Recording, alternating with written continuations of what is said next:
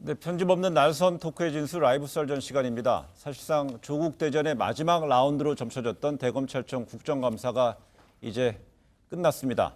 조국 전 장관 관련 수사가 시작된 후로 처음으로 국정감사에 출석한 윤석열 검찰총장은 이 조국 정국에서 불거진 각종 논란과 의혹들에 대해서 많은 말을 쏟았습니다. 오늘 라이브 썰전에서 이 문제 좀 짚어보도록 하겠습니다. 먼저 준비된 영상 보시고 이야기 나누도록 하겠습니다.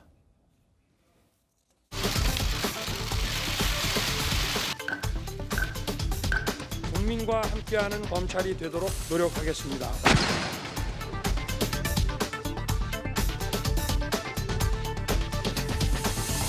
정경주 교수는 소환도 조사도 않고 기소를 했습니다. 과잉 기소 아니에요? 어느 특정인을 좀 여론상으로 이렇게 보호하시는 듯한 그런 말씀을 자꾸 하시는데 그걸 어떻게 할 것인가? 정경심 교수 얘기하고 왜 그런 보호하는 게 아니에요. 역시 박지원은 정치 9단이고 윤석열 총장은 검사 10단이더라고요. 자, 그럼 제가 졌지만은 지셨어요? 전략적으로 져준 거죠. 이명박 박근혜 정부 때와 문재인 정부를 비교하면 어느 정부가 그나마 중립적입니까? 이명박 정부 때 상당히 쿨하게 처리했던 기억이 나고요. 속아 웃을 일입니다.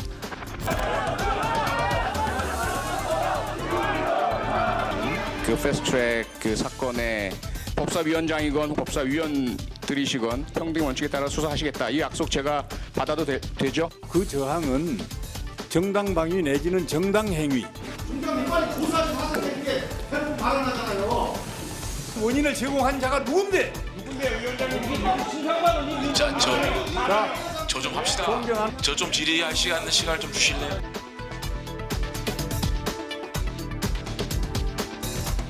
이번 사건도 표적 수사인지 먼지털이식 수사인지 목적성을 가진 수사인지. 근데 오늘 서초동으로 오면서 짠한 생각이 들더라고요.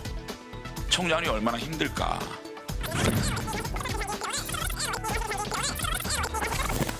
정무 감각이 없는 거는 예나 지금이나 똑같은 것 같습니다. 라이브 썰전 금요 스페셜 오늘 그 스튜디오에는요 김종배 시사평론가, 이동관 전 청와대 홍보수석, 최진봉 성공회대 교수, 강찬호 중앙일보 논설위원 함께했습니다. 어서 오십시오 네 분. 안녕하세요. 네, 먼저 이 대검 국감 시작도 하기 전에 이것이 대검찰청 국정감사가 이번 국감의 사실상 최종 종착지다, 조국 대전에 불렸는데 어떻게 정말 종착지가 맞았을지 우리 김종배 평론가부터 이 방향으로 이렇게 한번 돌아가면서 짧게 한번 진단해 보겠습니다. 네, 국정감사가 진행 중인데 많은 국민들이 지켜보신 대로 국정감사의 화두는 오로지 조국이었기 때문에 네. 결국은 조국 국감 이렇게 봐야 되는 건데 그런 점에서 본다면 종착지가 맞죠. 왜 그러냐면 조국 정국을 이끌어왔던 게 결국은 검찰이었기 때문에 검찰 대검에 대한 어떤 그 국정감사가 감사의 종착지인 건 맞습니다. 다만 조국 정국의 정착지라고 이야기할 수는 없죠. 그건 수사 결과가 나와봐야 되니까 일단은 조국 장관이 사퇴를 함으로써 약간의 소강구매는 빚겠지만 네. 검찰의 수사 결과가 나올 때 또 한 번의 파란이 아마 있을 거라고 예상을 합니다. 예. 야구 격언 그대로 뭐 끝났다고 끝난 게 아니죠. 그러니까 일단 뭐 그 정경심 그 교수 구속 영장 청구, 그다음에 바로 우리 조국 장관 그 소환 조사, 그리고 더 이제 마지막으로 그 사법개혁의 마지막 이 완성이라고 할 수 있겠죠. 여권 입장에서는 그 공수처 설치 중심으로 한 그 패스트트랙 법안 처리까지가 다 이어져 있기 때문에 아직은 뭐 좀 더 지켜봐야 한다. 저도 그렇게 생각합니다. 네. 앞에 분들 말씀도 맞고요. 하나 더 붙이자면 야권에서는 결국은 조국 장관을 구속하라 이건데 구속이 아니더라도 최소한 기소, 당연히 그것까지 봐야 되겠고요. 또 그거에 이어서 문재인 대통령은 여기에 대해서 분명하게 책임 있는 사과를 하라. 이것까지 있기 때문에 대통령 사과까지도 앞으로 그 전국의 주요한 요소가 돼, 사과 여부까지도 전국 요소가 돼서 한동안 더 갈 것 같습니다. 아직까지 문 대통령이 송구하다는 발언은 사과가 아니라고 보시는 것 같아요. 예.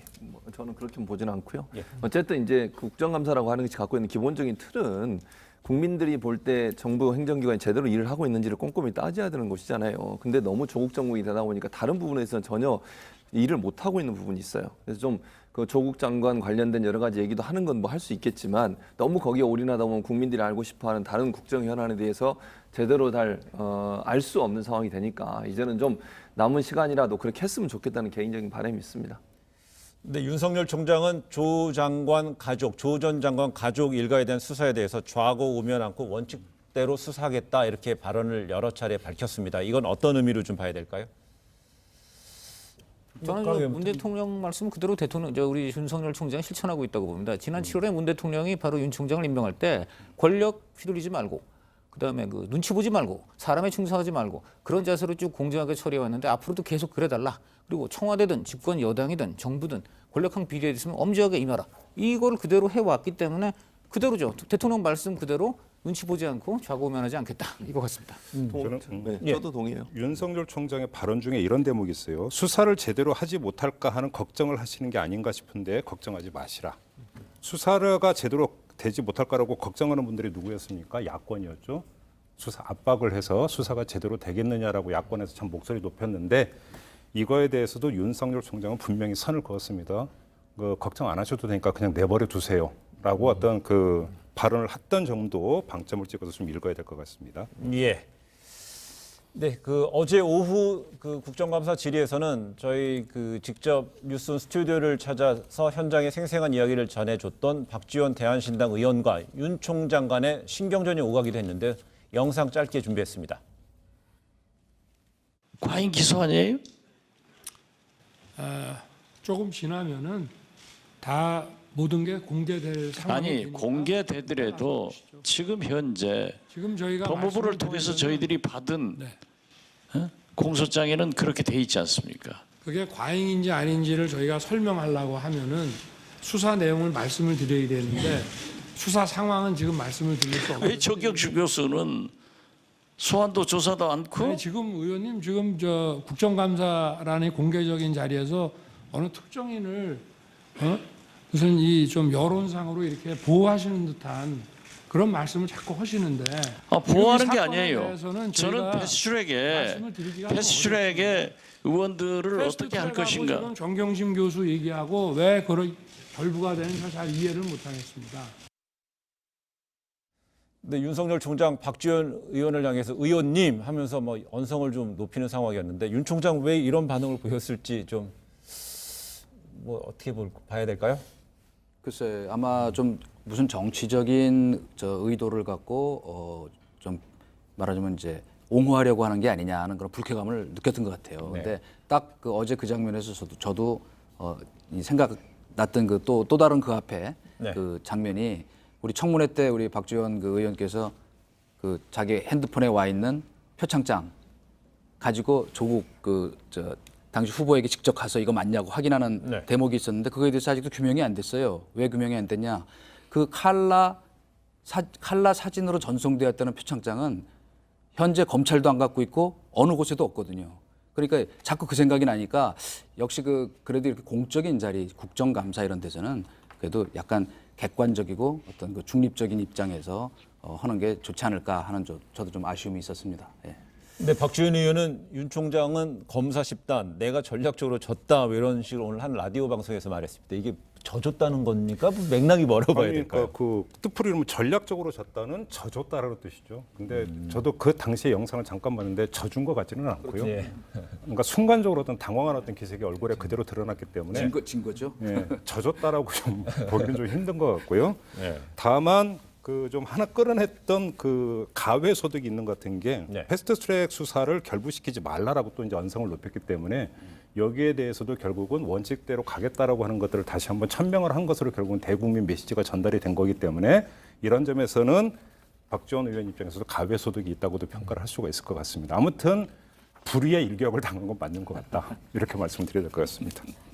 네, 그 또 이철이 또 한 장면이 있었습니다. 이철이 더불어민주당 의원의 질의에 내놓은 윤석열 총장의 답변도 좀 눈여겨볼 만한데요. 윤 총장은 검찰의 중립권에 대한 답변을 하면서 이 뭐 쿨했다 이런 표현을 썼습니다. 이 어떤 상황이었는지 잠시 들어보고요. 이야기 이어가겠습니다. 이명박 박근혜 정부 때와 문재인 정부를 비교하면 어느 정부가 그나마 중립적입니까? 중립을 보장하고 있습니까? 제 경험으로만 하면 이명박 정부 때 중수부 과장으로 특수부장으로 한 3년간 특별수사를 했는데 대통령 측근과 이런 분들을 구속을 할 때 뭐 별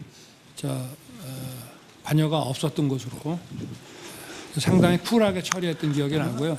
네. 대선 관련 수사한다고 총장 날리고 수사하시던 분 다 좌천시키고 한 정부가 어디게 비교가 됩니까? 그 정부 때 그렇게 하신 분들이 지금 저는 중립성, 독립성 얘기하면 속하고 쓸 일입니다. 고양이가 하품할 일입니다. 여기서 이명박 그 정부 당시 측근 수사를 맡을 당시 윤 총장은 뭐 이게 가장 쿨하게 처리됐다고 말한 건데 여기서 쿨하다는 표현이 정말 윤석열 총장의 스타일대로 쿨하게 답변이 나온 건지 아니면 어떤 상황이었을까요? 저는 뭐 쿨하게 답변한 것 같은데요. 본인이 저는 이것 이후에 그 무슨 원래 그런 뜻이 아니었다. 뭐 이명박 정부 가장 중립적이라고 얘기한 게 아니다라고 뭐 또 후속으로 뭐 설명을 한다는데 사람이 질문하는 순간 바로 튀어나온 게 답입니다. 그러니까 그것은 아까 좀 전에 바로 박지원 의원이 뒤늦게 뭐 전략적으로 조졌다지만 지금 여기 있는 모든 분들이 조준 것 같지 않고 진 것 같다라고 하듯이 저는 저것이 그 현장에서 나온 답이 윤석열 총장이 생각한 그대로라고 봐요. 한마디로 대통령 형이나 측근을 구속을 했는데 정권에서 연락이 없었다는 거죠. 그게 뭐 검사들이 가장 바라는 환경인데 새 정부 중에서 굳이 비교하라면 그때가 그랬다. 그리고 결국 그런 것을 그대로 그냥 정말 그야말로 쿨했던 상황을 쿨하게 얘기한 것 같습니다. 갑자기 무슨 그 칭찬을 받게 돼서 네. 칭찬을 듣게 돼서 좀 저도 얼떨떨했는데 그 사실은 그러나 그 뭐 일부러 뭐 저희가 일했던 때를 뭐 칭찬하려고 했다고 생각하지는 않고요. 수사하는 검사 입장에서 보면은 수사에 관여하지 않고 외부적인 압력으로 비춰지는 그런 일이 없는 것이 가장 그 중립적이라고 생각할 수밖에 없잖아요. 근데 당시에 뭐 저도 정확히 기억하지만 저 이상득 저 의원 구속할 때나 네. 최시중 방통위원장이나 뭐 신재민 저 차관 구속이나 이런 말을 박영준 그런 어떤 때도 청와대가 거기에 대해서 코멘트를 한 적이 없어요. 왜 이런 무리한 수사를 한다든가. 그러니까 지금 저는 그래서 이 메시지는 뭐냐면 윤석열 그 총장이 지금 정부에게 하고 싶은 말을 대신한 거라고 생각해요. 뭐 저 MB 정권을 칭찬하려고 한 얘기가 아니고 그러나 그 당시에 어쨌든 간에 그것만은 분명히 말할 수 있다. 뭐냐면 저도 그 메시지를 관리했던 사람이기 때문에 그 검찰에 어떤 압박을 주는 것 같이 비춰지는 거는 안 하는 게 좋다. 그것이 적어도 그 우리 이 자유민주주의 헌법 정신에 맞는 그 금도와 그 절제다 하는 것만은 분명히 혹시 얘기할 공개 수 발언은 있습니다. 잠깐 하나 공개 발언은 아니지만 전화를 해서 물밑으로는 압박을 줄 수도 있지 않았겠어요? 그런 일도 거의 없었어요. 그건 그러면 지금 그다음에 과거사 그 진상 조사한다고 또 그것도 다 뒤집어서들 네. 했는데 그걸 드러나지 않겠습니까? 두 가지 점에서 어이상실인데요. 첫째는 뭐냐면 윤석열 그 총장의 저건 개인적인 경험담일 뿐이에요. 다시 말해서 윤석열 총장이 포청천이 아니에요. 다시 말해서 잣대가 아니기 때문에 그거에 대해서 이것이 어떤 뭐 윤석열 총장의 경험이 뭐 하나의 어떤 잣대이고 표상인처럼 언론이 이야기하는 것 자체가 첫째는 어이없고요. 두 번째는 그 내용도 어이가 없어요. 그러니까 자 그러면 노무현 대통령의 서거를 몰고 온 검찰이 어느 검찰인지를 한번 저는 되묻고 싶은데 그것까지는 얘기를 안 하겠습니다. 하나만 말씀을 드리면 이명박 정부 때 PD 수첩에 대한 보도에 대한 수사가 들어갔어요. 이거저거 다 떠나서 당시 수사였던 부장검사가 기소하면 안 된다라고 하는 의견을 했는데 이게 위에서 찍어 눌러가지고 사표냈잖아요. 그게 어느 정권입니까? 이명박 정부 때예요. 그러면 이런 어떤 반박 사례가 많은데 무슨 뭐 저기서 쿨하고 뭐 이런 얘기가 어떻게 나옵니까? 어이상실이다. 그러니까 지금 바로 똑같은 관점에서 윤석열 총장이 그렇게 자기 경험에 국한해서 얘기한 거기 때문에 그 안에서는 쿨했다고 한 점은 그대로 인정하면 되는 건데 지금 이제 PD수첩 측에서 보니까 이번에 뭐 당시 암흑이었다, 윤 총장 말도 안 된다 이렇게 얘기하는데 바로 지금 우리 김종배 평론가께서 얘기하신 그 전제하에서 보면 PD수첩 비판도 말이 안 됩니다. 윤 총장은 자기가 경험한 한도 내에서 포청천도 아니고 전지전환 신도 아니고 딱 자기가 관여한 사안에서는 쿨했다고 한 것인데 왜 그걸 갖고 전부 맞아요. 확대해서 비판을 하나? 바로 이것도 그러니까 PD수첩이 윤석열 다행이죠. 총장 네. 개인의 의견이니까 뭐 네. 당신은 그렇게 생각하고 넘어가면 되는 거고 그렇죠. 공론에 네. 붙일 이유가 없다라는 그러니까 거예요. 그런 제가 점에서- 첫 번째로 어이없다고 한 이유가 그거예요. 이건 길게 네. 공론회장에서 이야기할 이유도 없는 사안이라고 보는 거예요. 바로 그래서 그 점에서 저는 이제 그러나 PD수첩이 굉장히 잘못했다. 저는 그러나 그 그렇게 점에서. 생각하지는 않는 것이 일단 뭐 PD 수첩 부분에 대해서는 제가 뭐 길게 반론하지 않겠어요. 왜냐하면 그거는 어쨌든 간에 당시 악마의 편집이라고 얘기할 만한 아주 왜곡된 편파 보도였던 거는 맞아요. 그것이 법적으로 처벌이 되느냐 안 되느냐 하는 거는 뭐 별개 문제고 그러니까 저는 거기도 얘기하지 않겠어요. 더 그리고 제가 이제 얘기하고 싶은 건 뭐냐면 윤석열 총장의 개인적 경험인 건 맞아요. 그러나 우리가 최근에 중요한 정치 수사 특히 지금 여권 관계되는 사람들 수사한 거에 그 전례를 보면 자 물론 이제 그때는 야당 때였지만 자 한명숙 전 총리 수뢰 사건 그다음에 자 김경수 드루킹 사건, 요번에 조국 일가 비리 사건 보면 무슨 여권이 총출동을 해서 청와대까지 뭐 검찰이 뭐 무리한 수사를 하니 뭐 배신자니 이런 일은 없었다는 거예요. 그러니까 객관적으로 그냥 얘기하는 것뿐이에요. 뭐 그때가 좋았고 잘했다는 것도 아니고 다만 본인의 경험인 건 맞지만 그러나 본인이 권력형 비리 수사를 했던 입장에서 보면 정말로 그때는 그런 압박이 없었으니까 굳이 그 양반이 지금 와서 그 MB 정권을 칭찬할 아무 이유가 없잖아요. 아니, 그럼 저는 그러니까 더 얘기 끌고 가고 싶은 생각이 있는데 압박이 없다고 그럼 제가 반박 사례 하나만 말씀드리면 그러니까 수사가 시작이 됐던 게 누구의 고소 때문에 시작이 됐습니까? 당시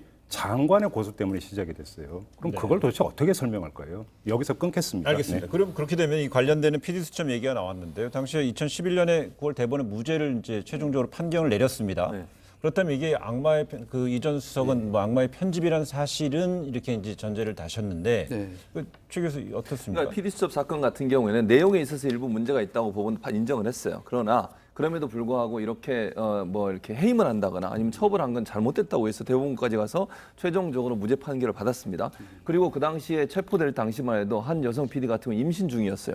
임신 중인 여성 PD를 현장에 체포한 경우도 있었습니다. 그래서 무리한 수사라고 하는 부분이 많이 있었어요. 그 당시에. 그리고 PD 수첩에 대해서는 언론의 자유나 표현의 자유 입장에서는 대법원도 인정한 사례이기 때문에 그건 무리하게 PD 수첩이 그 당시에 미국산 쇠고기 문제 때문에 이명박 정부가 상당히 위기에 처했지 않습니까?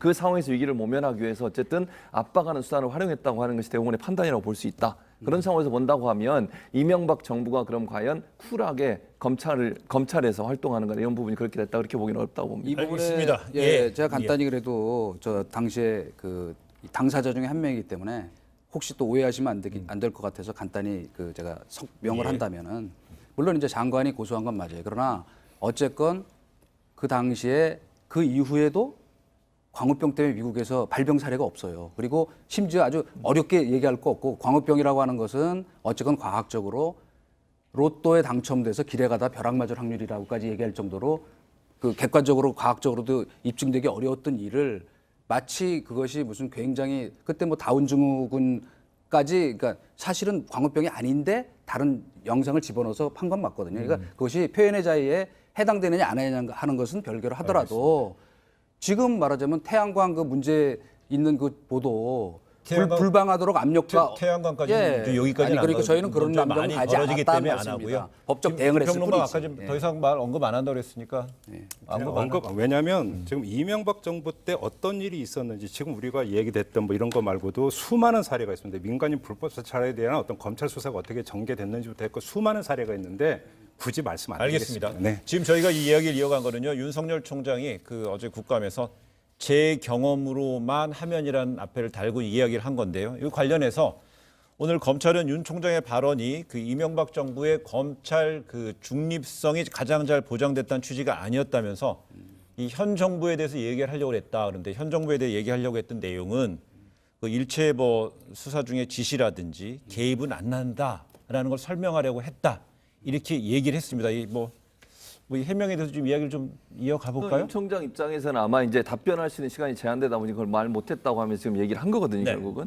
그러니까 윤 총장의 의미는 현 정부가 검찰의 수사에 압력을 가하거나 아니면 이런저런 얘기로 뭐 압박을 가해서 수사의 방향을 바꾸려고 하는 의도는 전혀 없었다 이런 얘기를 분명히 하고 싶었는데 어제 이제 그런 기회가 없었다 이런 얘기를 하는 거예요. 왜냐하면 지금 쿨하다는 표현 하나 때문에 이명박 정부의 검찰이 정말 중립적으로 수사를 했다고 하는 부분이 지금 얘기가 된 것처럼 이해가 되고 있잖아요. 근데 많은 국민들이 저는 거기에 동의할 수 없다고 봅니다. 저도 마찬가지 개념이고요. 아까도 뭐 잠깐 얘기했습니다만 피디수첩 사례뿐만 아니라 그 당시에 뭐 그 G20 정상회담에 그 초롱 들고 있는 그 그림에 대해서 일정 부분 좀 어떤 동물의 비유한 모양 때문에 그분도 수사받고 조사받고 이런 경우도 있었어요. 표현의 자유나 이런 부분에서 많은 억압과 어려움이 있었다는 거 우리가 다 인식하고 있는데 그런 부분에 대해서 이명박 정부의 검찰이 마치 정말 정의를 위해 싸웠던 그런 검찰인 것처럼 비춰지는 부분에 대해서 우려를 표명한 그런 얘기라고 생각을 합니다. 두 가지만 지적하겠습니다. 첫째로 만약에 윤 총장이 그 시간 제한을 염두에 뒀다면은 만약 문정부에 대해서 그런 얘기를 하고 싶으면 그것부터 먼저 얘기했을 거예요. 제한된 시간 속에서 제일 먼저 나오는 게 가장 의중에 있던 답이라고 생각해야 됩니다.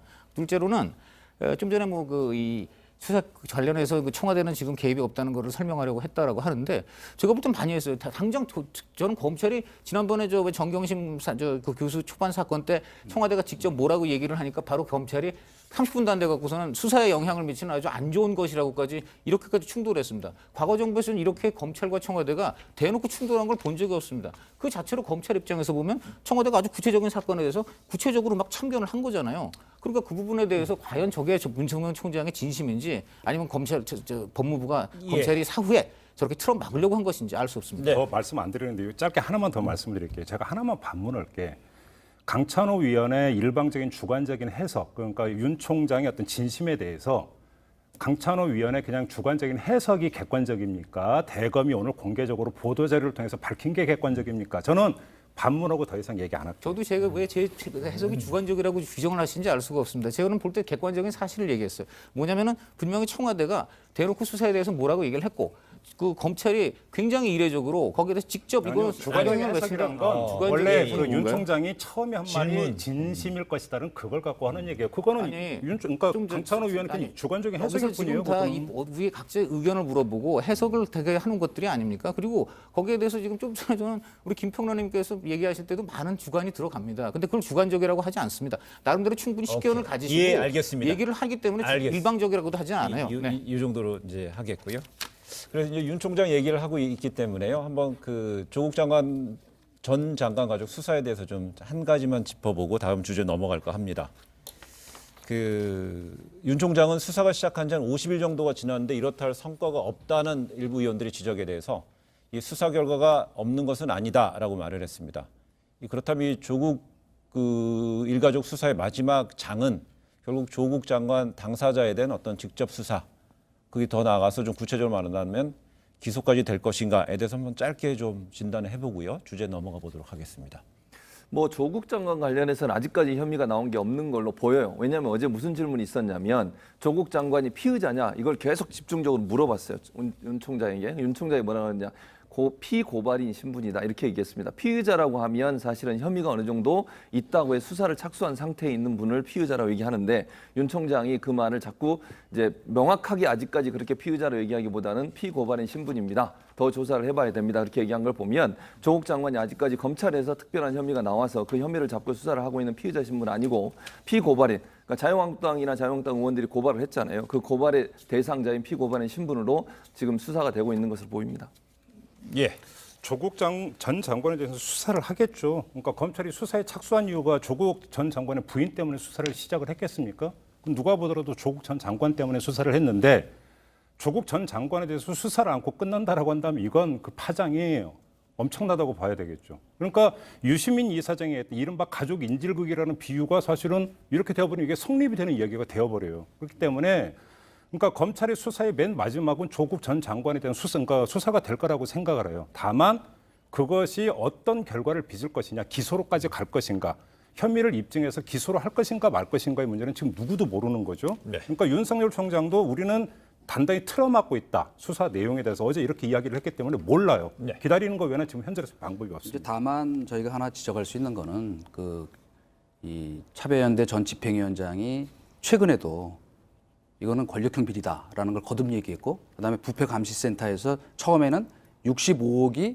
뇌물이다. 자기네가 이제 조사를 해보니까. 근데 그게 실제로는 WFM의 관련 회사에게 정부 보조금이 갑자기 200몇 억이 늘어났다. 이것도 뇌물로 봐야 한다. 이것도 수사해야 된다고 이제 또 고발을 했단 말이에요. 그렇기 때문에 이거는 단순히 그냥 뭐 가족 인질극이다는 식으로 이렇게 그 말하자면 상황을 우리가 호도에서 넘어갈 일이 아니고 검찰이 이것도 물론 결과가 어떻게 나올지는 몰라요. 그러나 처음 시작할 때부터 사모펀드와 관련해서 윤석열 총장이 자기 이건 촉으로 수사검사 촉으로 뭐가 이상하다는 걸 느꼈다고 얘기를 그 사석에서 한 것처럼 이것도 말하자면 지금 사실은 정말 권력형 비리인지 아니면 저 민정수석으로 있었던 것 때문에 이런 여러 가지 특혜나 이것이 이루어졌다면 그거는 정말로 뇌물이거든요. 그렇기 때문에 그것까지도 어떻게 처리될지를 우리가 지켜봐야 되니까 성급한 예단은 조금 전에 안 해도 좋겠다. 이전수의 얘기 중에 윤 총장이 사석에서 촉으로 봐서 이럴 것이다라는 거는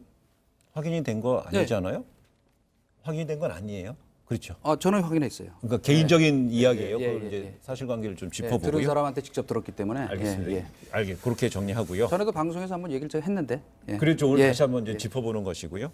그 관련해서 오늘 정경심 교수에 대한 그 기소된 동양대 표창장 관련되는 재판 첫 번째 그 첫 공판 준비 기일이 있었는데 여기서 그 재판부는 그 방어권의 침해가 되지 않기 위해서 그 관련되는 그 수사 기록을 그 뭐 복사 사건 목록을 복사해 주라고 이제 얘기를 했고요. 또한 검찰이 수사 기록을 못 보여주는 이유를 좀 밝히라고까지 얘기를 했습니다. 그럼 결국 법원의 판단 오늘 1심 그러니까 1심에서 오늘은 사실 오늘 첫 공판 준비기일에서요. 예. 준비기일이죠. 그러다 보니까 사실은 길게 하지도 않았어요. 한 15분 정도 했다고 하는데 내용은 그거예요. 지금 그 변호인 측 정경심 교수 변호인 측에서는 공판 그러니까 조사 수사 자료를 좀 보여달라 얘기하고 있는데 왜냐하면 이제 변호사 입장에서는 피고인에 대해서 어떤 변론을 해야 되기 때문에 예. 어떻게 수사가 진행되고 어떤 얘기가 있는지를 알아야 되는데 그런 부분들이 지금 제공이 안 되고 있어서 그런 부분을 제공해달라고 요청을 했고 검찰은 공범의 수사에 지장을 초래한다 이런 이유로 지금 주지 못하겠다고 얘기를 하고 있어서 대립되어 있는 상황이었거든요.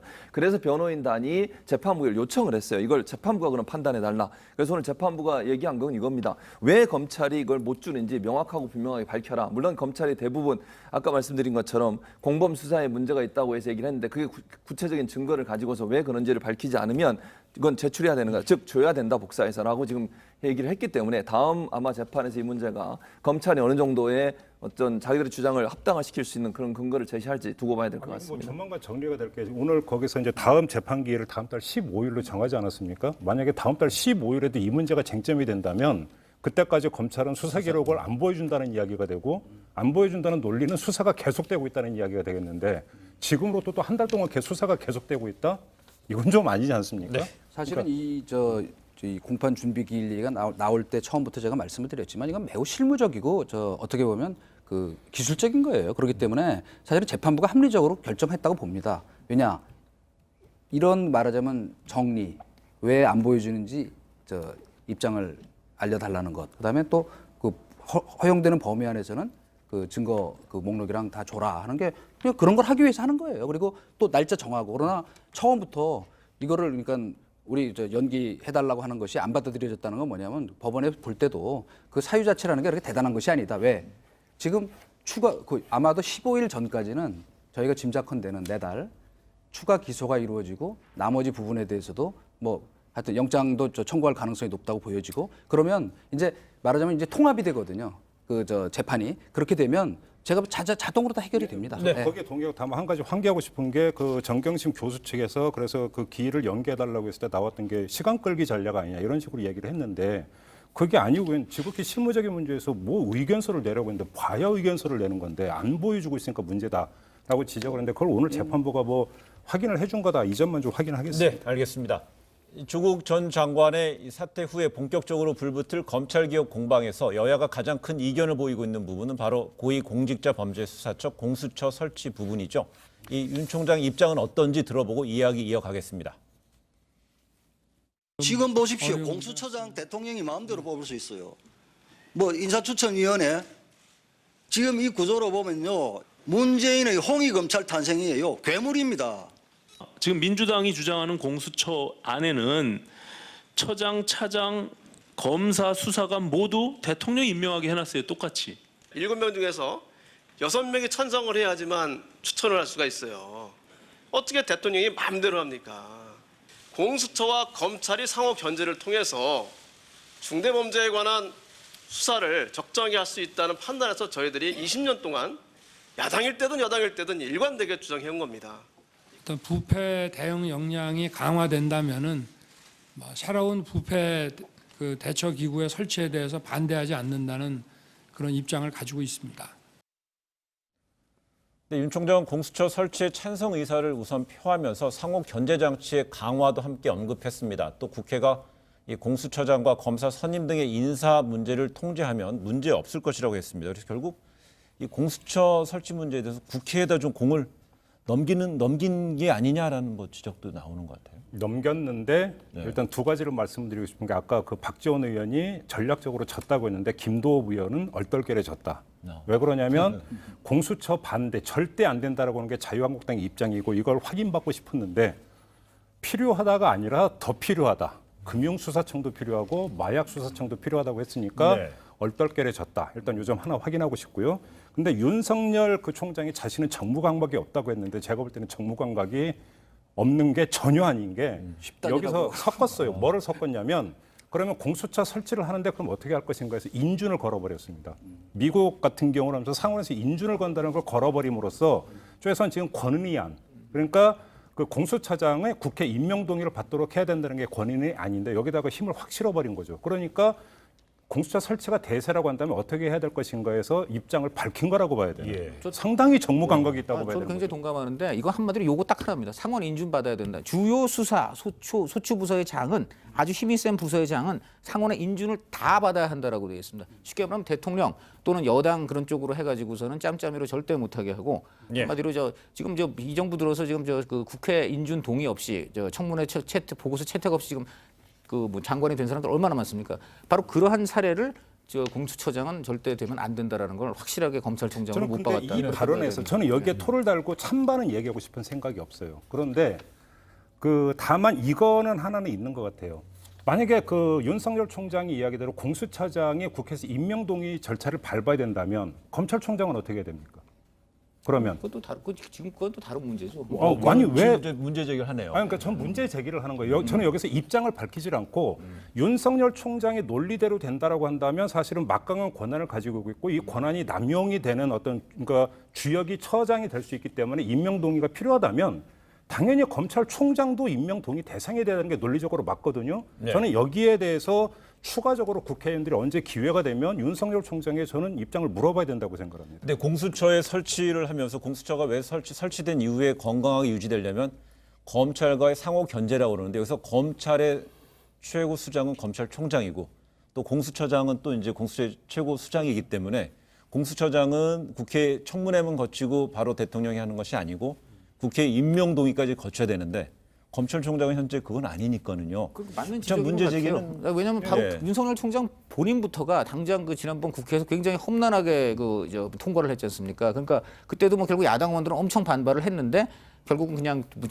유식행위처럼 되고 통과가 됐죠. 그러니까 저는 김정은 평론가 말씀 맞다고 봅니다. 검찰총장도 앞으로는 대통령이 자기 마음대로 임명할 수 없게 좀 국회가 확실하게 견제할 수 있는 장치로 가는 게 맞다고 생각이 됩니다. 저는 이 논란은 사실은 이 헌법 정신과도 직결돼 있는 일이라고 생각을 해요. 왜 검찰총장을 저희가 지금 임명 동의를 하지 않는 이유는 어쨌건 형식적으로 헌법 정신 밑에 정부조직법상 그 검찰이라고 하는 조직은 행정권에 속하는 조직이고 네. 이 지금 우리가 만들려고 하는 그 공수처는 말하자면 별도의 독립적인 말하자면 감사원처럼 그 행정기구가 아닌 새로운 그 조직이기 때문에 사실은 그래서 지금 위헌 논란도 지금 나오고 있는 거예요. 이게 과연 이렇게 국회 입법으로 공수처 만드는 것이 맞느냐 하는 것이 그 헌법에 맞느냐 합치하느냐 하는 것 그거는 이제 별개로 하더라도 저는 지금 이제 야당에서 뭐 지금 이건 뭐 저 게슈타포 그 만들겠다는 법이다 이렇게까지 극렬하게 저항을 하는 이유 중에 하나가 바로 지금 그 논란이 되고 있는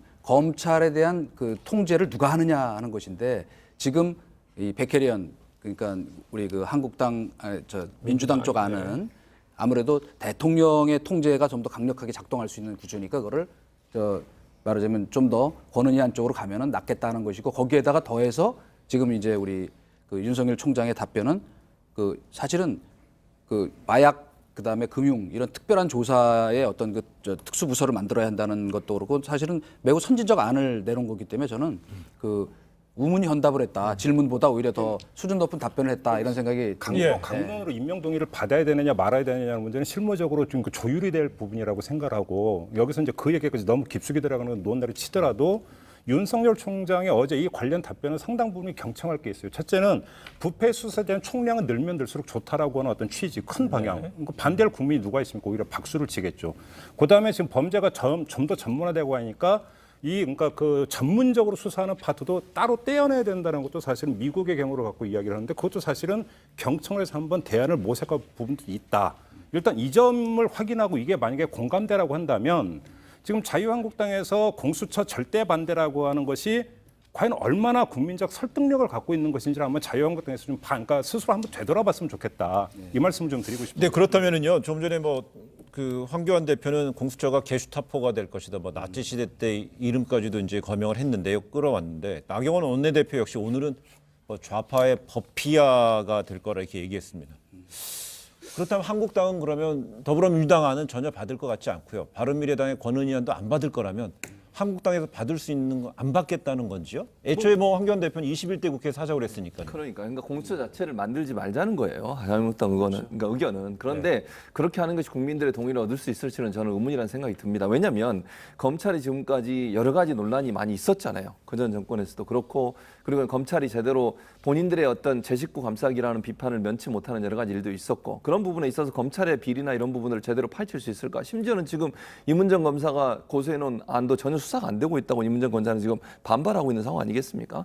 그런 상황이라고 하면 검찰을 뭔가 검찰의 권력을 대응할 수 있는 기관이 필요하다는 것은 국민적 공감대가 어느 정도 있다고 저는 봐요. 그런 차원에서 본다고 하면 공수처안을 무조건 반대할 게 아니라 어떤 대안이 있는지를 자유한국당이 좀 얘기해야 된다. 그리고 뭐 국회에서 동의를 하자, 이것도 논의해 볼 수 있는 거 아니겠어요? 근데 논의 자체를 아직 안 하겠다고 하는 것은 저는 국민들의 동의를 얻기 어렵다고 봅니다. 어떤 형태로든 본인들의 대안을 가지고 얘기하고 회의에서 또 본인들의 주장도 하고 이러면서 의견을 조율해 가야지, 아예 처음부터 안 된다고 선을 그어버리면 그 자체가 국민들이 볼 때는 검찰을 그럼 어떤 방식으로 과연 그 검찰의 권력을 견제할 수 있는 기관을 만들 수 있을까 의문이 생기지 않을까 하는 생각이 듭니다. 결국 본질은 인사권이라고 봅니다. 한국당이 가장 우려하는 것은 결국은 대통령이나 여당, 여권에서 결국 선호하는 인물이 처장이 되고 그 밑에 검사 모두 다 여권에서 추천하는 인물들로 대통령이 인사를 하는 걸로 돼 있기 때문에 현재까지는 이 부분이 확실하게 좀 뭔가 견제되는 장치, 아까 윤석열 총장이 그런 얘기 드린 대로 그런 식으로 확실하게 인준이 되는 그런 장치가 있지 않기 전에는 아마 한국당은 극렬히 반대할 게 분명합니다. 이 자리에서 잠깐 얘기했는데 너무 불신이 심하다라고 보는 게 그거잖아요. 그러니까 지금 민주당 안 같은 경우도 저번에도 잠깐 말씀을 드렸다시피 그 공수처장 후보 추천위원회에서 그러니까 후보 2명을 추려내는데 5분의 4의 동의를 얻지를 못하면 아예 후보 추천이 안 되는데 자유한국당 추천 그러니까 위원회 어떤 동의가 없으면 안 되는 거거든요. 이렇게 되는데 대통령 마음대로 쥐락펴라고 할 거다라는 이 가설이 도대체 어떻게 성립이 되는지, 이거는 결국은 이성적인 판단이 아니라 불신, 어떻게든 그렇게 할 거다라고 하는 불신에서부터 출발하는 얘기라고 그냥 볼 수가 없어요. 혹시 이렇게 보면 어떨까요? 그 추천위원 7명 중에 2명이 이제 현재 정치 구도로 따진다면 자유한국당에서 추천하는 2명인데 그 중에 1명만이라도 정부 쪽에 찬성을 한다면은 통과가 되는 거니까는요. 그렇죠. 2명이 다 반대해야지만 안 되는 거니까 거기에 대해서 자유한국당은 좀 그거를 염려한다. 아니에요. 오히려 그것보다 함정은 어디에 있느냐면 2명을 추천하게 돼 있는 거 아니에요. 그러면은 저희 상식적인 그 견지에서 볼 때 물론 이제 절대적으로 거부권 행사를 할 수가 있죠. 그러나 약간은 예를 들어서 중도 우파적인 사람, 약간은 중도 진보적인 사람을 올렸을 때 대통령이 선택을 하도록 돼 있고, 그러니까 결국은 대통령 뜻대로 되게 돼 있다. 근데 제가 이제 여기서 이 얘기를 하고 싶어요. 지난번에 잠깐 얘기했지만 그러면 왜 이런 불신이 생겼을까? 그러니까 불신이 야당이 말도 안 되는 논거를 갖고 반대하면 당연히 여론의 비판을 받게 돼 있잖아요. 그럼 그 불신의 원인은 뭐냐면 저는 지난번에 잠깐 얘기한 것처럼 우선은 지금 대한민국의 최대 거대 권력이 어디입니까? 제왕적 대통령제 지금 어디로 간지 없어져 버렸어요. 그 실종이 됐는데 제왕적 대통령의 권한을 누가 어떻게 통제할 건가 하는 거에 대해서 아직도 아무 답이 없어요. 개헌한다 그러니 그것도 없어지고. 그런데 거기다가 더 검찰 통제권까지 가져가는 거 아니냐는 의심인데, 그래서 제가 지난번 얘기했잖아요. 그러니까 먼저 자기가 할 일을 했었어야 된다고. 특별검찰관, 청와대, 가족, 대통령과 수석들 그 감찰할 수 있는 그 사람을 2년 반 넘도록 지금 공석으로 놔두고 있어요. 그러면서 이거는 또 공수처 만들겠다 그러니 논리적으로 앞뒤가 좀 안 맞는다는 말씀이 제 말은. 저는 구조적으로 이렇게 생각해요. 그러니까 지금 현재 예를 들어서 민주당은 백혜련 의원안이 100% 그대로 간다, 그렇게 보기도 어렵다고 저는 보거든요. 그래서 만약에 지금 말씀하신 것처럼 공수처장을 임명하는 문제가 문제라고 하면 그 문제는 논의해 볼 수 있다고 저는 생각해요. 권은희 안도 그렇고 또는 뭐 새로운 안을 자유한국당이 내놓을 수도 있는 거 아니겠어요? 국회 뭐 인준을 받게 하든 아니면 인원수를 좀 바르게 조정하든 이런 문제는 충분히 저는 가능하다고 보고, 더불어민주당은 그 부분도 긍정적으로 검토할 가능성은 저는 있다고 봅니다. 만약 이게 정말 문제가 돼서 공수처가 세워지는데 문제가 있다고 하면 임명하는 과정은 충분히 저는 논의가 가능하다고 봅니다. 짧게 한 말씀만 보탤게요. 그러니까 참 뭐한데 자기들이 추천한 그러니까 추천위원이 어떻게 할지를 몰라서 전쟁 근거한다면 솔직히 답이 없어요. 거기서에 대해서는 대안을 내놓을 수가 없고, 그런 분들에게 꼭 드리고 싶은 말씀이 구더기 무서워 잘못 단 거냐라는 우리 속담을 꼭 드리고 싶고 하나만 더 말씀을 드리면 이동관 전 수석이 말씀하셨던 어떤 제왕적 대통령제 맞아요. 그래서 분권형 대통령제 개헌을 하자고 그렇게 외쳤는데 그걸 거부한 정당이 어딘지를 한번 좀 되돌아봤으면 좋겠어요. 예. 한국당이 이 공수처 설치를 계속 반대할 경우에 지난번 4월에 패스트트랙 통과 때처럼 그 자유한국당을 제외한 여야 사당이 해당 법안을 통과시키면 어떻겠는가라는 이야기가 나오는 배경은 뭘까요? 근데 저는 이렇게 생각해요. 그게 지금 물리적으로 조금 어려운 부분이 있긴 해요. 왜냐하면 바른미래당 입장에서 사실 지금 반대 입장을 세우고 있는 상황이잖아요. 그러니까 공수처 법안이 패스트트랙에 올려 있으니까 뭐 통과를 시키려고 시도를 할 수 있지만 그럼 민주당 입장에서 과연 그 숫자를 과연 맞출 수 있을까 전체적으로 그런 상황에서 본다고 하면 지금 현재 통과될 가능성은 낮지 않다는 생각이 들어요. 이건 가능성이 있어요. 제가 오늘 아침에 바로 그 권은희 의원하고 인터뷰를 했는데 오신원 바른미래당 원내대표도 권인희 안을 중심으로 해서 합의를 한다면 처리할 수 있다라는 입장을 밝혔고 권 의원도 오늘 자기가 낸 안을 중심으로 합의가 된다면 처리할 수 있다. 자유한국당이 반대해도 할 거냐 그때 한다. 그러면 두 번째 선처리도 가능하냐. 다시 말해서 선거제하고 같이 처리하는 게 아니라 이것부터 처리할 수도 있느냐 그랬더니 그렇게 할 수 있다라고 하는 게 또 권은희 의원의 대답이기 때문에 중요한 것은 자유한국당이 원천적으로 논의 자체를 거부하는 상황이라고 한다면 현실적으로 민주당이 다른 야당과 논의를 해서 단일화를 도출을 한다면 국회에서 처리될 가능성이 오히려 더 높아요. 현실이 지금 그렇고 그리고 마지막으로 제가 그럼 바른미래당이 지금 솔직히 한 지붕 두 가족이잖아요. 그래서 그럼 이게 바른미래당의 공통된 의견이라고 볼 수 있느냐도 물어봤더니 이른바 당권파의 거의 대부분도 동의한다라고 이야기를 했기 때문에 표대걸로 들어가면 사실은 오히려 통과 가능성이 높다고 봐야 돼요. 알겠습니다. 그러면 한국당이 뭘 여기에 대해서 참여하라고 촉구할 이유도 없는 것이죠. 그냥 그렇게 해서 진행하면 될 것 같네요. 알겠습니다. 네. 그렇지 않습니까? 네. 알겠습니다. 깔끔 명쾌합니다. 그렇죠. 논쟁은 상관이에요. 쿨상 드리겠습니다. 네, 고맙습니다.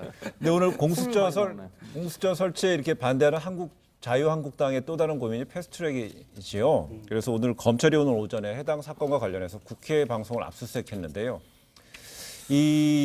보통 그 동안에 이제 검찰이 확보하고 있다는 그 많은 분량의 영상 대신에 이 국회 방송에서는 그 화면에 원본이 들어있는 그쪽 아카이브라는 방송용을 쓰잖아요. 만약 그렇게 됐다면은 이게 좀 더 검찰이 보다 더 수사의 망을 더 촘촘하게 한다 이렇게 볼 수 있어요. 그렇죠. 그러니까 증거를 완벽하게 확정하려고 하는 거죠. 지금도 물론 증거는 충분하다고 저는 봐요. 그러니까 모 의원이 수사 갔다 와서 했다는 얘기를 전원을 들었는데 그 영상 동영상으로 돼 있는 것을 스틸 사진으로 하나하나 정리해서 사람 모습을 다 찍어놨다고 하더라고요. 그러니까 그 당시에 누가 있었고 어떤 일이 있었는지가 어느 정도 검찰은 이미 확보돼 있지만 그래도 국회의원을 상대로 지금 하는 거잖아요. 또 이게 잘 아시는 것처럼 국회 선진화법에서 벌금 500만 원 이상을 받게 되면 출마가 못하게 돼 있어요. 다음 선거에. 아주 중요한 사안이기 때문에 아마 검찰 입장에서는 증거를 완벽하게 갖추고서 아마 소환을 하려는 의지가 있다. 그런 차원에서 본다면 국회 방송은 늘 국회 활동들을 찍잖아요. 거기에 또 자료가 있을 가능성이 있어서 그것까지 확보해서 일반 영상 들어있는 부분하고 국회 방송에 찍은 영상들을 확보한 다음에 증거를 완벽하게 갖추고서 아마 소환을 해서 질의를 하지 않을까 진술을 받을까. 여기에 메시지가 있다고 보는 게요. 조국 전 장관 가족 수사에서 나타났던 패턴이 하나가 있어요. 무슨 얘기냐면 압수수색이라고 하는 걸 통해서 검찰 수사가 지금 어떻게 가고 있다라고 하는 것을 간접적으로 그러니까 메시지를 전하는 이런 방식이 오늘의 압수수색에서도 그대로 들어있다. 무슨 이야기냐면